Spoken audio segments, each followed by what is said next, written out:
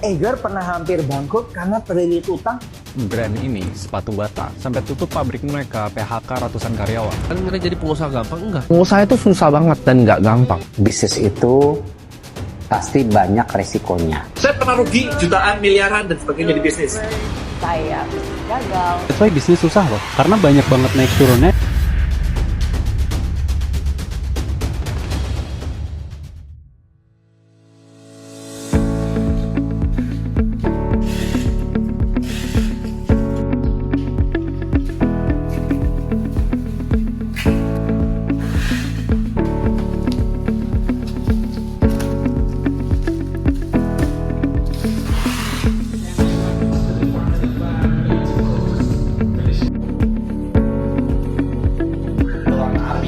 Diameter panjang 25.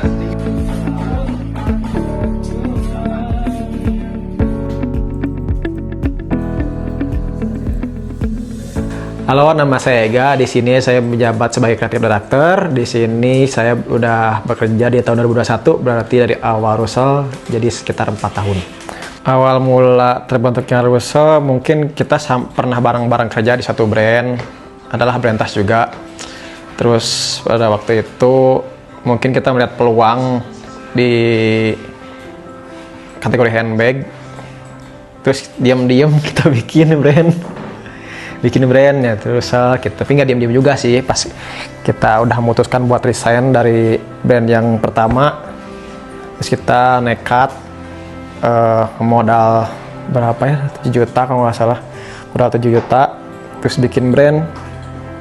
Terus kebetulan waktu wave tahun segitu teh lagi rame handbag, jadi kita ambil kesempatan itu. Tantangan terbesar sebenarnya pas awal Rusell jalan tuh sebenarnya nggak struggle banget, soalnya emang waktu awal-awal buat kategori handbag tuh nggak banyak kan kompetitornya, jadi bisa disebut gede milik juga sih. Banyak momentum lah Rusell dibikinnya tuh, emang karena momentum, jadi nggak lama lah struggle-nya gitu, langsung cepat juga naiknya. Kalau momen itu pernah sih waktu itu pas momen TikTok ditutup tahun berapa itu ya? 2000 berapa ya? Enggak, 23 akhir. Yang tahun 2023 bulan Oktober kalau nggak salah, itu pas mau peak-peaknya belanja orang-orang lah, pas tanggal kembar 10, 11, 12, tiba-tiba TikTok ditutup gitu dengan adanya kebijakan pemerintah. Nah situ juga kita hampir-hampiran cut karyawan-karyawannya waktu itu teh, karena emang Rusell gadinya di TikTok, jadi kita sangat mengharapkan di TikTok. Jadi pas TikTok YouTube kita lumayan blank juga. Titik baliknya pas kita udah punya kantor sendiri, nggak nyewa, punya gudang sendiri sekarang. Dulu kan kalau waktu awal kita nyewa gudang, nyewa kantor. Nah kalau sekarang alhamdulillahnya di tahun-tahun akhir tahun ini teh kita punya gudang baru yang gede, terus punya kantor yang proper, live juga udah proper banget sekarang. Untuk memperkenalkan Rusell lagi, akhirnya kita ada strategi baru buat nge-hire KOL, nge-hire affiliate yang banyak. Ya itu dua itu teh bisa jadi kunci di zaman sekarang buat ngenalin produk kita lebih banyak. Kalau soal filosofi Rusell dalam bikin produk, mungkin sama kayak slogan Rusell lah, step up your style. Jadi kita bikin produk Rusell tuh sesuai sama slogannya gitu, harus bikin produk yang bikin orang tuh jadi next level lah kalau pakai produk Rusell. Itu misalkan, terus kalau bikin produk tuh kalau dari segi desain, dari development, kita pasti berusaha pingin satu langkah lebih tinggi daripada brand yang ada di pasar gitu loh. Mungkin itu. Kalau misi juga kedepannya mungkin Rusell tuh pengen punya offline store, biar orang-orang tuh bisa handfeel produk Rusell langsung lah, jadi nggak cuma dilihat di layar doang produk Rusell, tapi jadi bisa ngerasain produk Rusell kayak gimana produk. Halo, nama saya Nare, saya sebagai tim konten dan sudah bergabung di Rusell selama 3 tahun, berarti kurang lebih tahun 2022. Masih ingat nggak gimana suasana pas awal-awal Rusal berdiri? Terus gimana sih vibes-nya gitu waktu itu? Vibes-nya. Oke. Waktu awal-awal Rusal berdiri sih masih jauh banget dari kata lengkap ya. Dari segi sistemnya, dari peralatannya, jadi semuanya serba terbatas. Mungkin kalau seingat saya, momen paling ngeboost tuh waktu Rusal kerjasama sama KOL yang kalau nggak salah namanya Fatah. Dan itu tuh konten dari dia banyak banget hook. Ya pokoknya FYP banget gitu ya. Dan itu ngeboost banget. Jadi yang awalnya tuh Rusal tuh naiknya sedikit demi sedikit. Tapi semenjak kerjasama sama dia dan beberapa KOL lainnya, itu langsung naik banget. Nah, jadi kalau dulu tuh susah banget. Ibaratnya kita mau produksi konten yang simple pun susah banget gitu. Udah talentnya susah, peralatannya nggak ada, jadi bingung juga gitu mau ngeproduksinya kayak gimana. Apalagi saya juga waktu itu masih belajar, jadi ya susah banget lah gitu, terbatasan banget.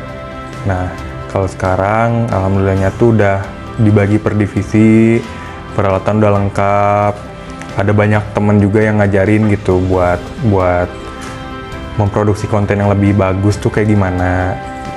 Jadi ya beda banget lah perkembangannya kalau dibanding dulu. Satu kata sih sebenarnya niat ya kalau Rusal tuh. Jadi kan makin sini makin berkembang tuh. Nah perkembangannya tuh bukan berdasarkan tiruan atau gimana, tapi memang berkembang sendiri gitu loh. Kita mencari sendiri dari yang ngedesain produk itu, cari desainnya sendiri dengan referensi yang tanpa ya yang nggak plek-ketiplek banget. Terus ada banyak hal dari segi bahan dan lain-lainnya tuh, dari ide kontennya banyak ide yang fresh gitu dari tim Rusal tuh. Dari tim Rusal tuh banyak banget ide yang fresh. Jadi ya bisa dibilang Rusal tuh niat banget. Mimpi, karena mimpi kan boleh tinggi ya. Harapannya sih pengen Rusal tuh punya nama yang benar-benar diingat sama orang gitu. Contohnya kayak Elvi. Jadi kita nggak perlu ngejelasin Rusal tuh siapa, tapi orang udah pada tahu.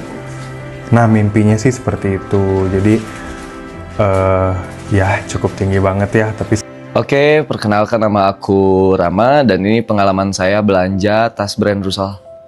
Oke, Rama gimana awalnya tahu sama brand Rusal? Nah, karena yang selama ini saya tahu itu barang-barang brand impor ya, barang-barang tas impor. Terus saya iseng-iseng ada gak brand lokal gitu, salah satunya tas. Terus saya searching dan akhirnya langsung keluar tuh beberapa rekomendasi dan yang saya pilih itu Rusal. Apa yang bikin kamu tertarik sampai akhirnya memutusin buat beli produk itu?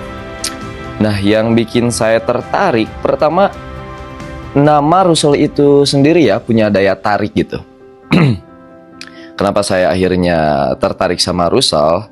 Yang pertama saya lihat dari segi desain, bahan, mulai dari kualitas juga menurut saya itu oke gitu. Makanya akhirnya saya belinya Rusal. Pertama kali nerima produknya tuh apa? Terus apa sih yang dipikirin gitu? Oh ya, yang pertama saya beli dari brand Rusal itu handbag ya. Handbagnya itu yang multifungsi. Dan karena itu memang yang lagi saya butuhin. Setelah dipakai terus gimana pengalaman sama produknya Rusal?